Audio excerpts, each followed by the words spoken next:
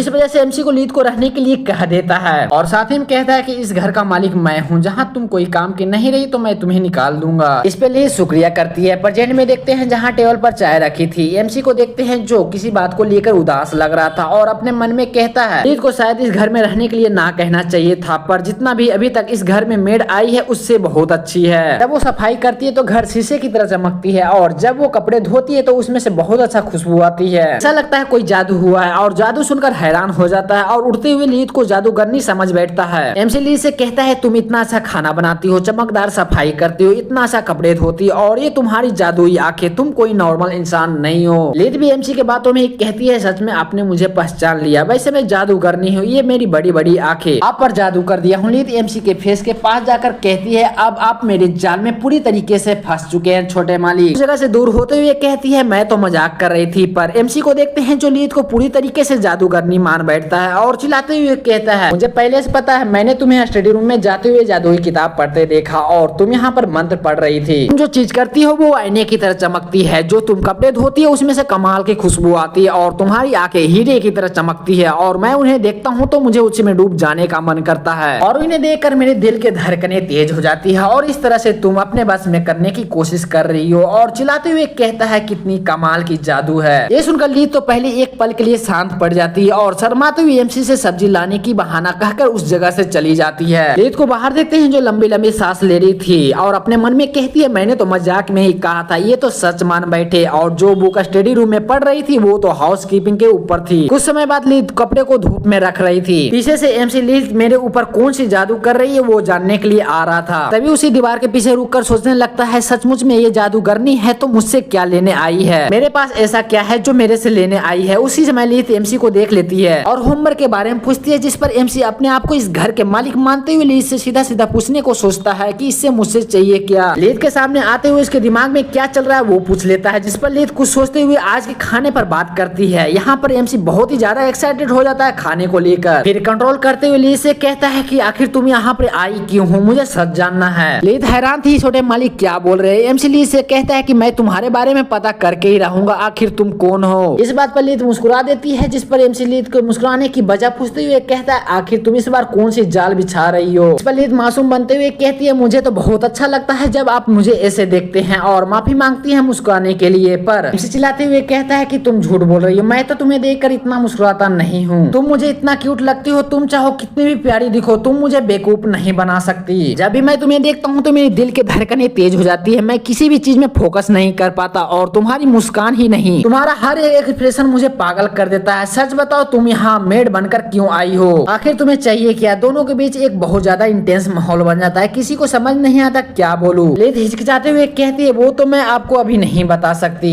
MC Lalit की बातों को निगेटिव ले लेता है और अपने मन में कहता है कि जरूर ये कोई ना कोई मकसद से आई है। तो रात के वक्त देखते हैं जहाँ ललित जादूगरनी की कॉस्ट्यूम पहनकर एमसी के पास जा रही थी। यहीं एमसी ललित की ये रूप देखकर डर रहा था। ललित आते हुए एमसी को खाने की चीज देती है और कहती है कि और भी है। इधर एमसी डर के कारण उसके मुंह से एक भी शब्द नहीं निकल रहा था और ये सब एमसी का एक सपना होता और कहता है जब से वो आई है हमेशा उसके बारे में सोचता रहता हूँ और तो और वो मेरे सपने में भी आने लगी है। इतना कहकर पानी पीने जाने लगता है, जहाँ देखता है एक रूम के अंदर से लाइट आ रही थी। ये देखकर एमसी घबरा गया था और कहता है कि यहाँ पर कोई चोर आ गया होगा। ललित को उठाने के बारे में सोचता है पर वो अपने आप को इस घर के मालिक मानते हुए अकेला देखने चला जाता है। जहाँ उस रूम के अंदर यूरी देखता है तो थोड़ा सा चैन के सांस लेता है और कहता है ये तो ललित है। ये डाउट करते हुए कहता है कि इतनी रात को क्या कर रही है। जहाँ ललित को देखते हैं जो बुक के गाइडलाइन से पढ़कर खाना पका रही थी। अगले दिन देखते हैं जहाँ लीत ने टेबल के ऊपर खाने की मेला लगा के रखी थी। जब एमसी उसे टेस्ट करता है तो हैरान हो जाता है और हैरान होते हुए कहता है कि इतनी भी अच्छी खाना हो सकती है। जिस पर लीत एमसी से कहती है चाहिए तो और रखा हुआ है। वो कहती है जहाँ एमसी एक डिश को देखकर उसको रात की बात याद आने लगती है, जिसे शौक होते हुए लिलित ने खाने में कौन सी चीज मिक्स की है। वो लीत ये सब देखकर हैरान थी। एमसी लीत को रात वाली बात बता देता और पूछता है कि क्या कर रही थी, जिस पर लीत क्यूट फेस बनाते हुए कहती है आपने मुझे तो पकड़ लिया, मैंने अपने खाने में एक ऐसी चीज मिलाई है जिससे आप मेरे प्यार में पड़ जाएंगे। वो लव पोशन है। एमसी हैरान होते हुए अपने मन में कहता है ये मामूली मेड नहीं हो सकती, ये मेरे खाने में लव पोशन मिला रही थी। और टेबल पर से उठते हुए कहता है तुम आधी रात में किचन में जाकर यही लव पोशन बना रही थी, अब समझ में आया तुम्हारे हाथ का खाना इतनी अच्छी क्यों लगती है। मैं तो तुम पर से अपनी आंख को हटा भी नहीं पा रहा, तुम्हारी आंखों देखता हूँ तो मेरी दिल की धड़कनें तेज हो जाती है, पता नहीं क्यों तुम मुझे बहुत क्यूट लगती हो। ये सब लव पोशन के वजह से हो रहा है। इतना कहकर उसी जगह पर लंबी लंबी सांस लेने लगता है। इधर लीत को देखते हैं जो नर्वस होने की वजह से उसके फेस लाल पड़ जाते हैं। एमसी लीत को अब से लव पोशन डालने से मना कर देता है। लीत बताती है कि उस रात तो मैं खाने की रेसिपी सीख रही थी। सीन चेंज होकर यूरी पर जाता है जो कहीं जा रहा था रेडी वेडी होकर और लीत के बारे में कहता है। जब भी उसके बारे में पूछता हूँ तो वो बात को बदल देती है, चाहे बात जादूगरनी की हो या लव पोशन की। और जाते हुए सामने लीत को देखता है जो काम कर रही थी। लीत को देखते हुए कहता है कि मुझे उसके बारे में कुछ भी नहीं पता, पर इसको पता है मुझे खाने में क्या पसंद है ना पसंद है। मैं तो अभी तक इसका नाम भी नहीं पता कर पाया और डिसाइड करता है जाकर पूछने के लिए, जहाँ लीत एमसी को देखकर उसके नाम से पुकारती है। ये सुनकर एमसी हैरान हो जाता है, मुझे नाम से क्यों पुकार रही है, पहले तो कभी ऐसा नहीं हुआ, कुछ तो गड़बड़ है। एमसी अपने नाम को लेकर लीत पर गुस्सा करने लगा था और लीत के प्लान पूछता है वो क्या करना चाहती है इस बार, जिस पर लीत सोचते हुए कहती है मेड तो हमेशा अपने मालिक को नाम से ही पुकारती है और पास जाते हुए कहती है क्या आपको शर्म आ रही है। यहाँ पर एमसी जल्दी से लीत को अपनी पत्नी कह देता है और लीत पर चिल्लाते हुए कहता है मेरे मम्मी पापा एक दूसरे को अपने नाम से बुलाया करते थे, वो एक दूसरे को बहुत प्यार करते थे। लीत लाल होते हुए कहती है मैं तो उस नजरिए से नहीं बोला। इतना कहते हुए दौड़कर उस जगह से जाने लगती है। इधर एमसी कहता है वो फिर से भाग गई, मुझे उसके बारे में कुछ नहीं पता,